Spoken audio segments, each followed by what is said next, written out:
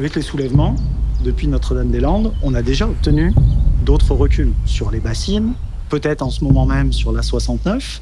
Et les soulèvements sont un peu une sorte de liant, de plein de petites sources comme ça d'espoir qui nous permettent de sortir de l'impuissance collective dans laquelle la répression et le mépris politique auquel on fait face nous plongent depuis une vingtaine d'années. Ce pourquoi politiquement c'est intéressant, je pense, c'est que ça met en commun des existences qui sont différentes.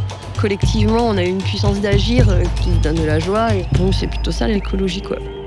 On a eu l'impression qu'on donnait un peu des armes aux arbres pour se défendre. À 11h du matin, tu as les chapiteaux qui sont déjà montés. C'est incroyable ce qui se passe. Pour nous, c'est important d'emmener les enfants parce que c'est leur avenir et que de leur montrer un peu ce qui se passe. Ils ont enlevé des collines entières. Ils ont fait des trucs que tu penses même pas que c'est possible, en fait. Et puis maintenant, on fabrique la neige, quoi. Donc, est-ce que c'est pas une limite qui s'impose à nous et qu'il faut refuser?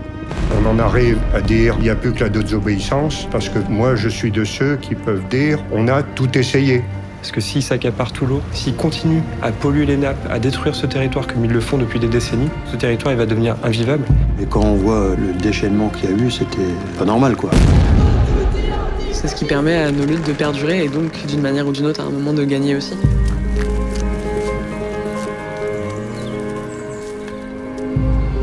Ça, dans les soulèvements, c'est quand même quelque chose qui est très présent, de chercher à jouer sur l'amour des territoires et la force que ça donne pour les défendre.